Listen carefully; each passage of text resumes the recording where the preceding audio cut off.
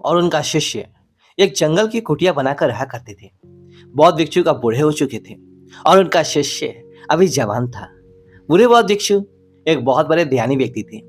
जब वह ध्यान करने बैठते तो दो दो दिनों तक ध्यान ही करते रहते थे। उन बूढ़े बौद्ध भिक्षु के पास एक बहुत ही अनोखी शक्ति थी कि वह ध्यान की अवस्था में भविष्य को भी देख सकते थे।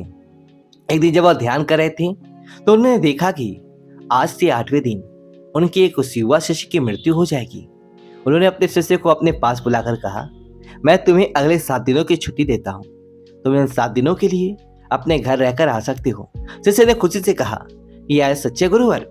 गुरु ने कहा, हाँ, मेरा पिछले कई दिनों से अपने घर वालों से मिलने का मन भी कर रहा था। शिष्य ने मुस्कुराते हुए कहा।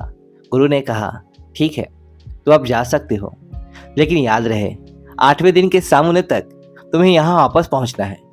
शिष्य ने हमें हिस्सा हिलाते हुए कहा, ठीक है गुरुवर, मैं पहुंच जाऊंगा, लेकिन आप अपना ख्याल रखिएगा। अब आप बूढ़े हो चुके हैं, इसलिए आश्रम का कोई भी काम हो उसे मेरे लिए छोड़ देना। मैं वापस आते ही उसे कर दूंगा। इसके बाद शिष्य गुरु का आशीर्वाद देकर पहाड़ी से नीचे उतर गया। बिना यह देखे कि गुरु की आंखों में अपने शिष्य को खोने का डर था। शिष्य के गांव के रास्ते पर एक नदी पड़ती थी। उस नदी के किनारे चींटियों का एक हिल था, जहां लाखों चींटियां थी। उनमें से कुछ चींटियां लगातार हिल के अंदर जा रही थी और कुछ बाहर आ रही थी, जिसमें से कुछ चींटियां एक दूसरे से टकरा जाती और फिर अपना रास्ता बदल लेती। यह सब देख उस शिष्य को बड़ा आनंद आ रहा था। वह कुछ देर तक वहीं खड़ा रहकर उन चींटियों को देखता रहा। फिर अचानक उसका ध्यान नदी की तरफ गया। उसने देखा कि नदी का पानी धीरे धीरे बढ़ रहा है, जिससे उठने वाली लहरें चींटियों के हिल के पास तक पहुंच सकती है, जिसकी वजह से ये लाखों चींटियां बेवजह मारी जाएंगी। यह सोच उसने तुरंत ही अपने ऊपर के कपड़े उतारे और उससे मिट्टी भरकर चींटियों के हिल के चारों तरफ एक घेरा सा बना दिया। साथ ही उसने बड़ी कलात्मक तरीके से मिट्टी को काटकर एक छोटी सी नाली बना दी, ताकि लहरों से आने वाला पानी नाले के माध्यम से वापस नदी में चला जाए। इसके बाद वह नदी पार कर अपने घर चला गया। घर पहुंचने के बाद उसके 8 दिन कब बीत गए उसे पता ही नहीं चला। 8वें दिन उसे याद आया कि आज शाम तक तो गुरु ने आश्रम में वापस लौटने का आदेश दिया था। उसने उस रात ही अगले सुबह आश्रम के लिए निकलने के हेतु सारी तैयारी कर ली थी। सुबह होते हुए आश्रम के लिए निकल पड़ा।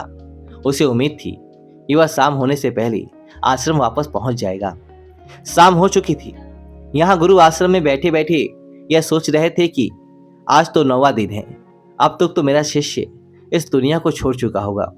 वह इस बात से काफी दुखी थे कि वह मरने से पहले आखिरी बार अपने शिष्य को देख न सके। गुरु बैठे हुए थे, यह सब सोच ही रहे थे कि उन्हें दूर से एक इंसान होता हुआ दिखाई दिया। उन्होंने ध्यान से देखा तो चौंक गए। अरे, ये तो मेरा शिष्य है। गुरु ने दौड़कर शिष्य को गले से लगा लिया, लेकिन वह इस बात से अचंभित थे कि 8 दिन बीत जाने के बाद भी अब तक वो शिष्य जिंदा कैसे है। गुरु ने शिष्य से कहा, यहाँ से जाने के बाद तुमने जो भी कुछ किया है मुझे बताओ। तब शिष्य ने चींटियों वाली कहानी गुरु को सुनाई। कहानी सुनते ही गुरु को यह समझते देर न लगी कि शिष्य ने लाखों चींटियों की जान बचाई थी और उसके इसी कर्म का परिणाम है कि शिष्य को एक लम्हा और एक खुशहाली पर जीवन प्राप्त हुआ है। कहानी सुनने के बाद गुरु के मुख से अनायास से निकल गया कि कर्मा लौट कर जरूर आते हैं। शिष्य को गुरु की इस बात का मतलब समझ नहीं आया, लेकिन उसने पूछा भी नहीं और चुपचाप अपने आश्रम के कामों में लग गया। अगर हम अपनी जिंदगी में देखें तो इसे खुशी खुशी जीने का सबसे आसान तरीका है कि हम अच्छे कर्म करते रहें। इस कहानी की तरह ही जरूरी नहीं कि अच्छे कर्म हमारी उम्र को लंबा ही करेगी, लेकिन इस बात की गारंटी है कि अच्छे कर्म हमारी जिंदगी में आने वाले दुख और परेशानियों को कम जरूर कर देंगे। कर्मों का एक बहुत बड़ा साधारण सा सिद्धांत है कि हम जो भी कुछ करते हैं उसका कई गुना लौट कर हमारे पास ही आता है। फिर चाहे वो अच्छे कर्म हो या बुरे, दोनों ही कई गुना होकर हमारे पास आते हैं। अच्छे कर्म करने के लिए ये जरूरी नहीं कि हमारे पास पैसा ही होना चाहिए, और ना ही सिर्फ इसी की जान बचाना ही अच्छा कर्म कहलाता है। किसी असहाय की छोटी सी मदद करना भी अच्छा कर्म है। किसी डिमोटिवेट इंसान को मोटिवेट करना भी अच्छा कर्म है। किसी दुख भरे इंसान को सांत्वना देना भी अच्छा कर्म है। कुल मिलाकर अगर हम किसी भी तरीके से किसी के दुखों को कम कर पाएं तो एक अच्छा कर्म है।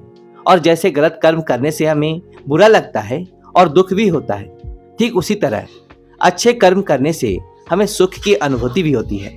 इसलिए अगर हम जिंदगी में खुश रहना चाहते हैं तो हमें आज से ही दूसरों के दुख दर्दों को कम करने की कोशिश शुरू कर देनी चाहिए और हम देखेंगे कि हमारी लाइफ अपने आप ही खुशियों से भर जाएगा। दोस्तों, आपको वीडियो को लाइक करें, कमेंट बॉक्स में कमेंट करें और दोस्तों के साथ शेयर करें, हमारा चैनल सब्सक्राइब करें। धन्यवाद दोस्तों।